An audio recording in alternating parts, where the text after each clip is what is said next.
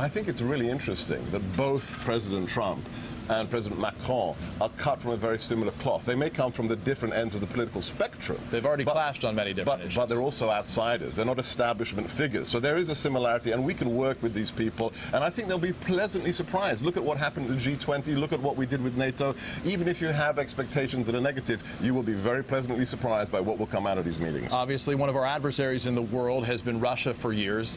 Simple question. Is Russia a friend or a foe?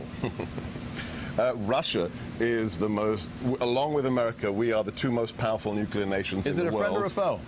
It's somebody we hope to collaborate with, if possible, on key issues such as Syria, such as jihadism. The president has been explicit from the very first day. He said, we're not here to make new enemies. We'd like to work with Russia if possible, but a relationship takes both sides, so we shall see.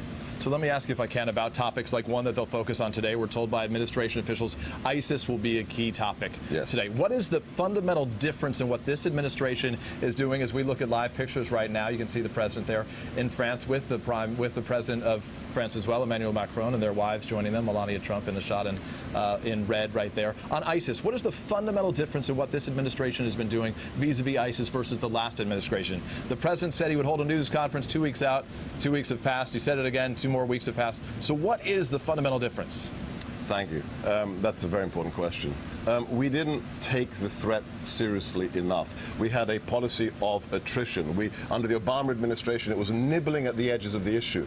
Under the leadership of people like General McMaster, Secretary Mattis, we are there, as the president has said to Congress, not to manage an issue, not to ameliorate it like John Brennan would say, but to crush, to annihilate, to obliterate. And we've seen it. Think about it. We've only been in office. Think about this. 6 months. 24 weeks.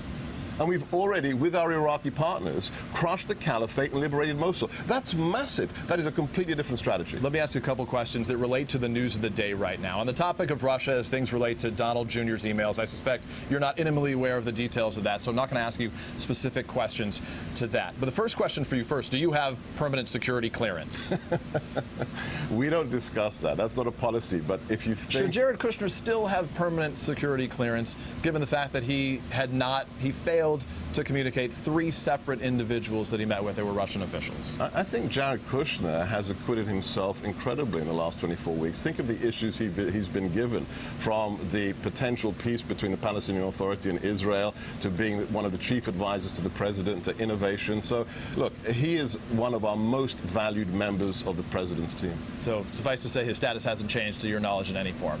Not at all. Hey there, I'm Chris Hayes from MSNBC. Thanks for watching MSNBC on YouTube. If you want to keep up to date with the videos we're putting out, you can click subscribe just below me, or click over on this list to see lots of other great videos.